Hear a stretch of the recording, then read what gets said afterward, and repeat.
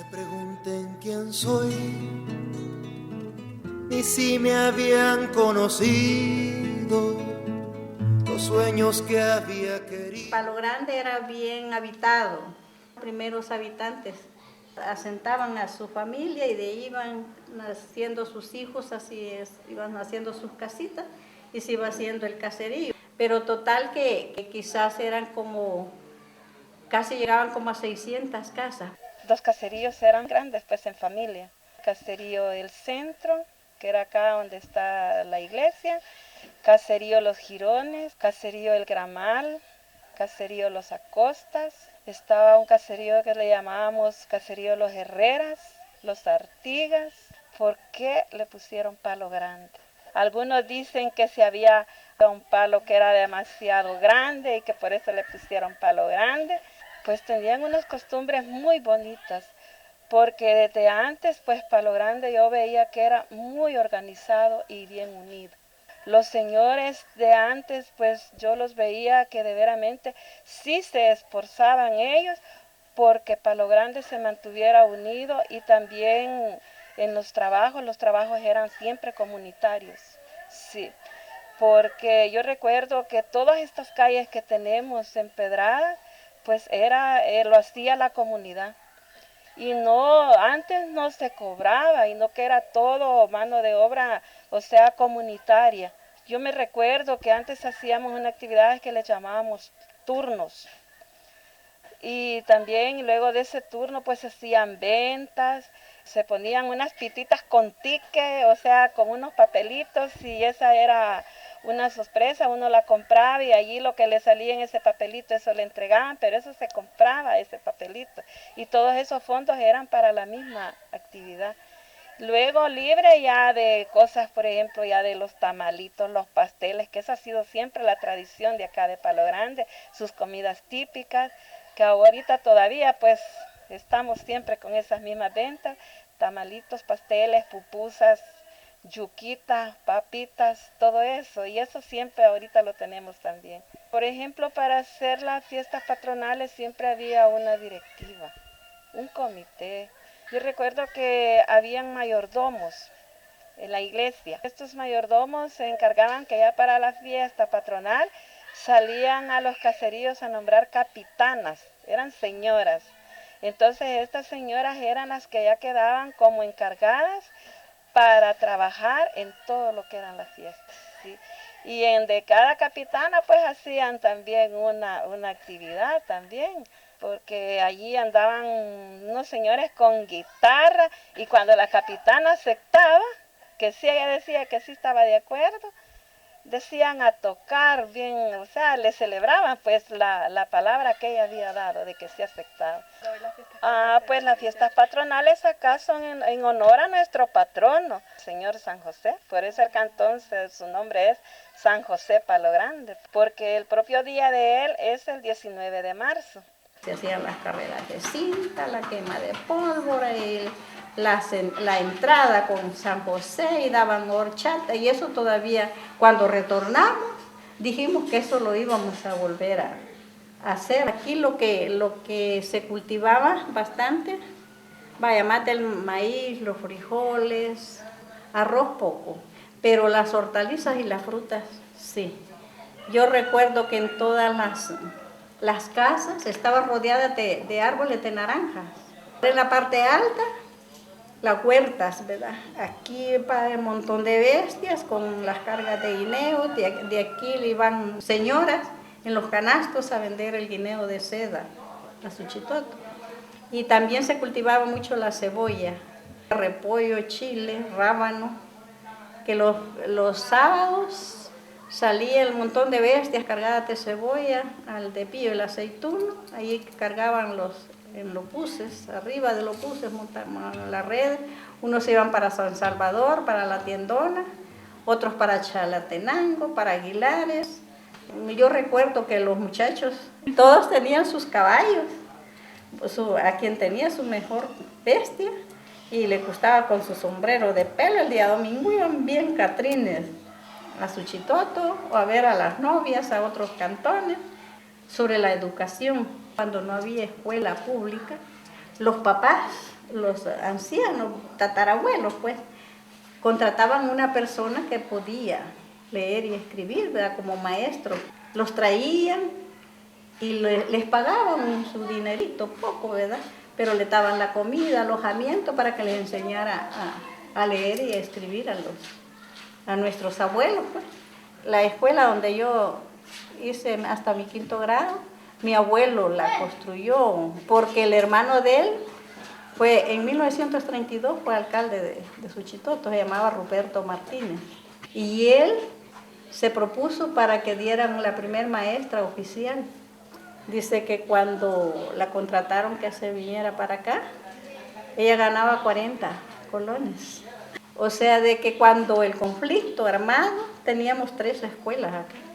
Cuando retornamos a abrir caminos, a descubrir los nacimientos de agua, comenzamos 11 personas que se vinieron a comenzar a hacer la labor de reconstruir y poco a poco las personas fueron retornando a su lugar, a sus terrenitos y ahorita somos más de 60 familias.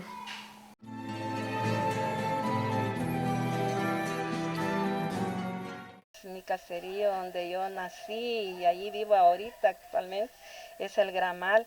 Este caserío quizás fue el primerito en que fue aterrado por la guerra, la invasión, la primera invasión que entró y fue la que quemó toditas las casas en el 81. Que hubieron masacres, eso fue lo más triste que pudo haber acá. Los que pudimos emigrar, emigramos solo con la ropita que andábamos, nada más, solo con eso. Y los ancianitos que no se pudieron levantar, a esos los mataron. Ahí en el Gramal habían unas ancianitas que ellas no se podían valer, no podían caminar, y ellas tenían niños, y ellos allí las quemaron con todos los niños. Quemaron las casas con todito. Ahí con los graneros llenos de maíz, frijol. Nosotros regresamos al lugar de nuestra casa quizás como a los 6 días o 7 días. Todavía hallamos escorias de todos los granos quemados. Aquí la masacre que fue más grande fue la que hubo en el caserío Los Acostas, porque allá había una casa donde vivían unas señoras y allí, pensando que el ejército iba a respetar, allí se fueron a refugiar más que todo ancianitas, niños, mujeres embarazadas, pero el ejército no respetó. Los pusieron en fila, luego los mataron y después los quemaron, ¿sí? Fue el número quizás como de 82, 85 personas. Porque en el Gramal también hubo una masacre de familia, que allí mataron todita la familia. Entonces de esa masacre quedó una niña. Esa niña quedó viva porque ella quedó debajo de toditos los tíos, las familiares, la mamá. Entonces como ella quedó bañadita en sangre, ellos pensaron que toditos estaban muertos. Y así fue cuando los familiares que fueron a ver, que buscaron y dieron vuelta, vieron que la niña no estaba muerta, la niña estaba viva y está viva todavía. Yo tuve, pues desgraciadamente, perdí a mi madre, a ella la perdí en la masacre Sacamil, pues ella ahí murió. Quizás puedo decir que yo soy una sobreviviente de esa masacre porque yo anduve así también para que me mataran junto con mi niño, pero quizás Diosito me protegió para que yo me quedara contando la historia de esa masacre, cómo fue de cruel de veramente. Y luego también cuando murió mi hermanita, eso fue en el Cantón San Antonio, la zona baja, pues siempre como huyendo nosotros de acá, de aquí de Palo Grande, los fuimos a refugiar, pues allá las casas estaban solas y nosotros estábamos viviendo en una casa ahí en San Antonio.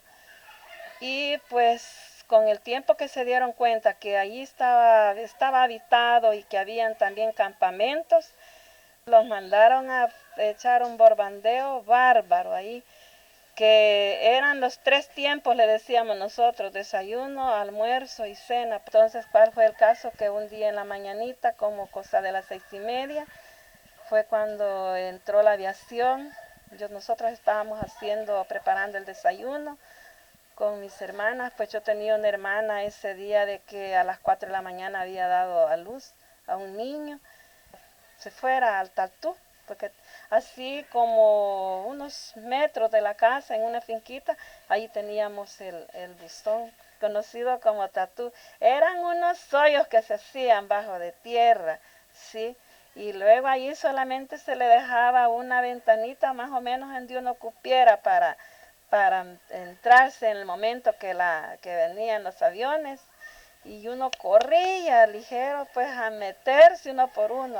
Y luego uno lo tapaba con ramitas así a modo de que no se ubicara la puertecita que se le dejaba. Entonces ese día fue cuando pues tanto fue la mala suerte que ya mi hermana ya había entrado con su tiernito en brazos. De allí luego iba mi hermanita, que fue la que ella murió ese día. El químico que llevaba esa bomba era puro fuego. Porque a mi hermanita que tenía 11 años, que ella se llamaba Beatriz, ella en el instante ella murió. Porque la esquirla que me le cayó la partió de un solo y allí ella en el mismo momento murió. Tras de ella iba mi hijo que tenía nada más 4 años. Él quedó totalmente como prendido porque él solo echaba humo nada más. Él es el niño el que sale en la película Guastapa 10, el niño quemado. Y la que sale ahí con él dándome comidita es mi hermana. Y él ahora relata también su historia. Ahora en este mes, pues hoy estamos celebrando la conmemoración de los caídos de acá del Cerro de Guastapa. Toditas las personas aquí van incluyendo mujeres, niños, hombres, ancianitos, ancianitas, todos los que murieron acá. Pues para mí significa mucho de veramente, es muy valioso, ¿sí? Ahí tenemos los nombres de nuestros seres queridos, porque por ejemplo yo a mi mamá, cosa que yo, para decirle que no sé ni el lugar donde ella quedó, pero como aquí la tenemos en este mural y tengo a mis hermanos y están todos nuestros seres, aquí venimos a celebrarles a ellos su día, el día de los difuntos, porque ese día venimos a hacer todos los que podamos, venimos a hacer un rosario en conmemoración de toditos y a prender velitas, a cantarles eso a todos nuestros seres queridos que están plasmados en esa placa y quienes murieron luchando.